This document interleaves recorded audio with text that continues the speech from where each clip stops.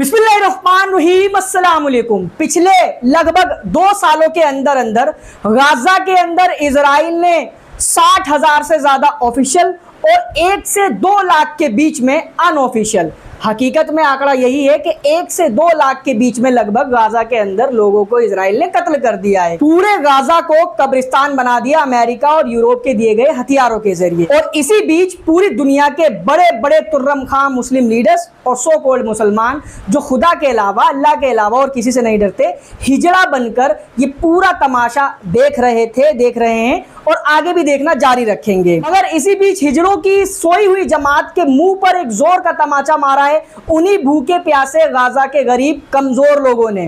क्या रिपोर्ट आई है सामने? इजराइल की रिपोर्ट का यह दावा है कि करीबन पिछले लगभग 2 साल होने वाले हैं ना, अगस्त, सितंबर, अक्टूबर, 3 महीने रह गए हैं, 2 महीने, 7 अक्टूबर को 2 साल हो जाएंगे। तब से लेके अब तक इजराइल के 80,000, 1 लाख में कुल 20,000 कम है, 80,000 सोल्जर्स को इजराइल के हॉस्पिटल्स के अंदर ट्रीटमेंट दिया जा रहा है, जो गाजा, लेबनान वगैरह से पिट पिटाकर हॉस्पिटल्स के बेड्स पर पड़े हैं। किनके हाथों पिटे होंगे ये? गाजा के उन्हीं भूखे प्यासे और कमजोर लोगों के हाथों से ये पिट के आए हैं, जिनको ये अपनी ताकत का जोर दिखाने गए थे। फुल एडवांस टेक्नोलॉजी के साथ ये गाजा में बड़ी शान से दाखिल हुए थे कि चंद दिनों का खेल है, 24 महीने हो चुके हैं। गाजा, वो बात अलग है कि पूरे के पूरे गाजा को जहन्नुम बना दिया गया है। गाजा में भूख और प्यास से तड़पते हुए बच्चे, औरतें और बूढ़ों की हमने लाशें देखी हैं, लेकिन ये एक दूसरा सिनेरियो है। मैदान जंग के अंदर भूख प्यास के बावजूद भी गाजा के अंदर से ऐसी तस्वीरें सामने आ रही हैं। 26,000 ऐसे सोल्जर्स हैं इजराइल के जिनको सिर्फ मेंटल ट्रीटमेंट दिया गया है। बताओ, जिनके पास दुनिया भर के एडवांस हथियार हैं, दुनिया भर का पैसा है, शैतानों की जो फौज है वो पूरी की पूरी इनके साथ है, तमाम तरीके के एडवांस वेपन इनके पास है, उसके बावजूद भी इनको मेंटल इलनेस कहां से हो गई? क्या ऐसा देख लिया इन्होंने गाजा के अंदर? क्या जिन भूत से लड़कर आ गए? तो इसको आप क्या कहेंगे? गाजा के उन भूखे प्यासे कमजोर मुसलमानों के ईमान की ताकत है, जो अपने दम पर 24 महीने बीत चुके हैं, अभी तक उन्होंने इस लड़ाई को जारी रखा हुआ है। और इसी से तंग आकर, उकता कर, जब दुनिया भर में जलालत और ज्यादा बढ़ती जा रही है, उससे तंग आकर नेतन्याहू ने नया एक प्लान जारी किया है। पिछले 24 महीनों में 36 से ज़्यादा प्लान ये लेकर आए हैं गाजा के लिए, सारे फेल हुए हैं। अब एक नया प्लान है कि गाजा को ऑफिशियल तौर पर पूरी तरीके से कब्जा लिया जाए, जिसके खिलाफ है इजराइल का आर्मी चीफ। इजराइल में भी अब फूट पड़ चुकी है। इजराइल के प्राइम मिनिस्टर ने इससे पहले भी इजराइल के डिफेंस मिनिस्टर योआव गैलेंट को फायर किया। इजराइल का जो पहले आर्मी चीफ था हार्जी हलेवी, वो भी यही बात कह रहा था कि गाजा के अंदर बहुत बुरी पिटाई हो रही है, बेइज्जती के साथ साथ नुकसान भी हो रहा है।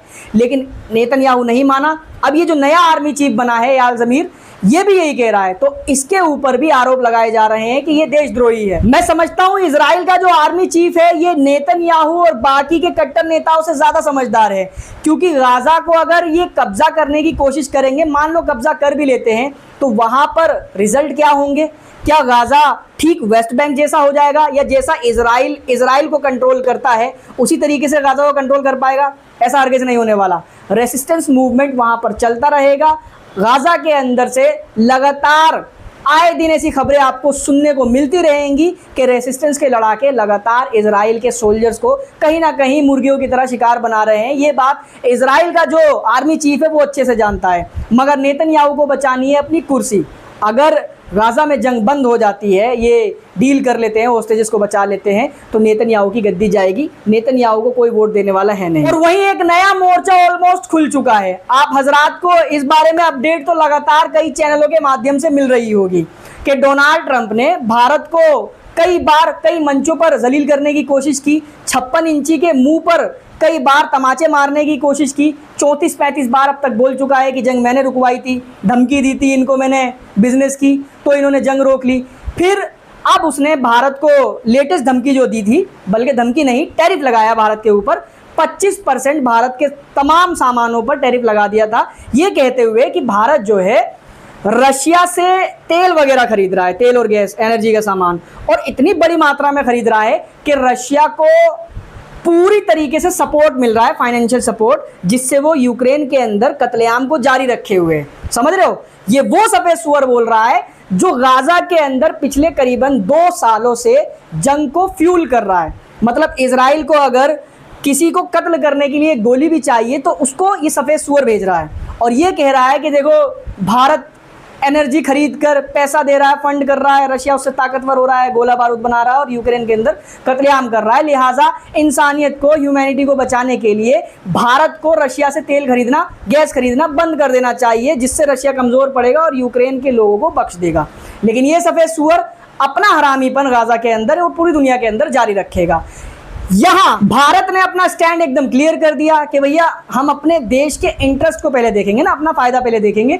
हर देश अपना फायदा देखता है। हमारे 56 इंची ने आखिरकार दुनिया भर की जलालत हो जाने के बाद एक स्टेटमेंट दे ही दिया बिना नाम लिए। अब उससे सफ़ेद सूअर और भड़क गया। लेटेस्ट अब ये है कि वो जो 25% टैरिफ लगाया था, जो शायद 8 अगस्त से लागू होना था, उसको बढ़ाकर अब 50% कर दिया है, जो अब 27 तारीख से लागू हो जाएगा। देखो, भारत का एक आज़ाद नागरिक होने के नाते हर इंसान का ये हक है कि अगर उसकी सरकार कोई फैसला, कोई कानून या कोई चीज़ लागू कर रही है जो उसको पसंद नहीं आ रहा, तो वो उसका विरोध कर सकता है। बीजेपी का हमेशा से ही मुसलमानों ने तो विरोध किया ही है, क्योंकि मुसलमानों के खिलाफ ही किया है जो कुछ भी उन्होंने किया है। मगर ये काम जो देश हित में अब भारत सरकार ने किया है, उसमें पूरा देश भारत सरकार के साथ खड़ा है। मगर दुविधा है मेजॉरिटी कम्युनिटी के उस सड़े हुए अंग को जो हर किसी को अपना बाप बना लेता है। अभी उन्होंने लेटेस्ट ट्रेंड ये चलाया था कि हमारे 3 बाप, पहला है 56 इंच, दूसरा है सफ़ेद सूअर, तीसरा है नेतन्याहू। 3 बाप बनाए थे। कोई कह रहा है कि 2 बाप बनाए हुए हैं। भाई साहब, 2 नहीं है, 3 बाप हैं। अब 3 बापों में से 2 बापों के बीच में आपस में लड़ाई हो गई है।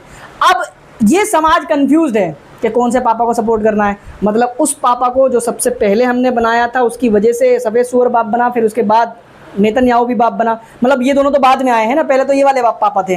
अब इन पापा से भिड़ गई है, तो किन पापा को सपोर्ट करना है। मगर यहाँ देश की पूरी जो पॉजिटिव जनता है, जो पॉजिटिव चीज़ों को अच्छे से समझती और जानती है, वो देश की सरकार के साथ खड़ी है। देश की सरकार को साफ जनता का समर्थन है कि सफ़ेद सूअर के आगे नहीं झुकना है, घुटने नहीं टेकने हैं, अपनी इंडिपेंडेंट पॉलिसीज़ को अपनाना है। और शायद ये बात भारत सरकार को भी समझ में आ गई है कि भैया दुनिया भर में हम जलील होते फिर रहे हैं। 34-35 बार वो बोल चुका है, जवाब नहीं दिया जा रहा उसको। और भी कई चीज़ों में उसने अपनी टांग अड़ाने की कोशिश की है। अब वो टैरिफ लगा रहा है, भारत को धमकियाँ दे रहा है। जो काम वो खुद करता है उस पर भारत को वो उंगली कर रहा है। अभी अमेरिका की किसी रिपोर्टर ने जानवर से पूछा कि भारत ने बाकायदा एक स्टेटमेंट जारी करके कहा है कि भाई अमेरिका तो खुद अभी भी रशिया से फर्टिलाइज़र, यूरेनियम और भी कई तरीके की चीज़ें खरीद रहा है, बिजनेस कर रहा है। तब तुम रशिया को सपोर्ट नहीं कर रहे हो, फाइनेंस नहीं कर रहे हो इस जंग में। लेकिन अगर भारत अपने हित के लिए, अपने देश के लिए तेल खरीद रहा है, तो भारत फ्यूल कर रहा है। तो ट्रंप ने सीधा जवाब दिया कि I don't know about that, I will look into it. मतलब मुझे कुछ नहीं पता, मैं तो जानवर हूँ ना, मुझे तो जो इजराइल से हुक्म आ जाता है, जो इजराइल से खबरें दी जाती हैं, बस उतना ही पता होता है। बहरहाल देर आए दुरुस्त आए, भारत की सरकार को ये बात शायद समझ में आ गई है कि ये जानवर, इनकी नस्ल ही गंदी है, ये कभी किसी के नहीं होने वाले। इस 2 कौड़ी के आदमी की सुनने से तो बेहतर है कि इसके दुश्मन को, जो बहरहाल हमारा भी दुश्मन है, लेकिन इस्तेमाल किया जा सकता है इस मोर्चे पर। इसलिए अपडेट अब ये है सामने कि 31 अगस्त यानी इसी महीने के आखिर में होने वाले SCO समिट, जो चाइना के अंदर होने वाला है, होस्ट करने वाला है चाइना, उसको भारत के प्राइम मिनिस्टर अटेंड करने जा रहे हैं। जहां से दावे तो यही किए जा रहे हैं कई सारी रिपोर्ट्स में कि हो सकता है अमेरिका के खिलाफ भारत, चाइना, रशिया और कुछ जो अमेरिका के मुखालिफिन देश हैं, जिसमें ईरान सबसे बड़ा नाम है, ये सारे मिलकर कोई फ़ैसला ले सकते हैं, अमेरिका का कोई परमानेंट सॉल्यूशन निकाल सकते हैं। मैं आपको ये भी बताता चलूँ कि ये जो जियोपॉलिटिक्स है ना, ये पूरी की पूरी अमेरिका के पैरों की या अमेरिका की गुलाम नहीं है, अमेरिका के पैरों की धूल नहीं है। अगर अमेरिका इसी तरीके से देशों को सैंक्शन करता जाएगा, पाबंदियाँ लगाता जाएगा, तो ऐसा तो है नहीं कि अमेरिका चला रहा है दुनिया को। भाई बहुत सारे देशों को अमेरिका सामान एक्सपोर्ट करता है तो इंपोर्ट भी करता है। बहुत सारे देशों पे अमेरिका खुद निर्भर भी है। अभी चाइना ने जो रेयर अर्थ मटेरियल्स थे वो देना बंद कर दिए थे अमेरिका को, तो वो अपने आप लाइन पे आ गया। ज़रूरत अमेरिका को भी है दुनिया की। अगर इसी तरीके से वो सैंक्शंस लगाता रहेगा तो वो अपने आप को ही नंगा करेगा, आइसोलेट करेगा। खुद अमेरिका के अंदर बगावत बढ़ने लगेगी कि तुम किसी दूसरे देश के लिए अपने देश की ऐसी तैसी लगवाने पर तुले पड़े हो। वहीं ट्रंप ने अपना पालतू, अपना स्पेशल एनवॉय विटकोफ रशिया के प्रेसिडेंट व्लादिमीर पुतिन से भेजने के लिए रशिया भेजा, जिसमें ये दावा किया गया रिपोर्ट में कि काफ़ी कंस्ट्रक्टिव और पॉजिटिव बातचीत हुई है। इसके बावजूद भी पता नहीं अंदर क्या चल रहा है। बाहर तो दुनिया को ये दिखाया जा रहा है कि देखो बातचीत चल रही है, मगर आपको मैं बता दूं, एक ये रिपोर्ट आ गई है और एक तो ट्रंप ने एक वीडियो इंटरव्यू में भी इस बात को कबूल किया है। रिपोर्ट में क्या है कि अमेरिका ने अपना WC-135 nuclear sniffer jet Russia के मुर्मांस्क के न्यूक्लियर बेसिस के पास तैनात कर दिया है। इसके अलावा डोनाल्ड ट्रंप ने एक इंटरव्यू में ये भी कहा था कि हमारी जो न्यूक्लियर सबमरीन्स हैं वो अपनी जगह पर जहां उनको होना चाहिए वहां पहुंच चुकी है। तो ये जो ठंडी ठंडी चीज़ें, जो मीठी मीठी बातें नज़र आ रही हैं सामने, उसको देखकर ये अंदाज़ा नहीं लगाया जा सकता कि अमेरिका और रशिया के बीच में बातचीत सुलह हो सकती है, ठीक हो सकती है। वहीं लेबनान की सरकार इजराइल के लिए पूरी मेहनत से मजदूरी करने में लगी हुई है। लेबनान के अंदर नवाब सलाम जोसेफ आउन, मैं पिछले 1-1.5 साल से, जब से सरकार बनी है तब से चिल्ला रहा हूँ कि इनको इसलिए बिठाया गया है कि लेबनान के अंदर हिजबुल्लाह को अंदर से दीमक की तरह काट काट कर कमज़ोर किया जाए। आखिर में वही बात सामने आ गई। लेबनान की सरकार ने हिजबुल्लाह से कहा है कि तुम अपने हथियार डाल दो अगर अमन चाहते हो, पीस चाहते हो लेबनान के अंदर। हालांकि ऐसा होने वाला कभी है नहीं। जब हथियार डाल दिए जाएंगे तो इजराइल को पूरी छूट होगी, वो जब चाहे तब, जहाँ चाहे तहाँ कत्लेआम मचा सकता है। बहरहाल लेबनान के हिजबुल्लाह ग्रुप ने अपनी सरकार को ये साफ जवाब दे दिया है कि हम हथियार नहीं डालेंगे। अब देखने वाली बात ये होगी कि क्या हिजबुल्लाह के ऊपर ज़बरदस्ती की जाएगी लेबनान की सरकार के द्वारा। क्या हिजबुल्लाह, अगर ऐसा होता है तो हिजबुल्लाह को फिर ना सिर्फ इजराइल से लड़ना पड़ेगा बल्कि लेबनान यानी अपनी ही देश की सरकार से भी लड़ना पड़ेगा। बाकी फिलहाल इस वीडियो में इतना ही था। इस वीडियो को शेयर करें, चैनल पर नए हैं तो सब्सक्राइब जरूर कर लें। Thank you so much for joining.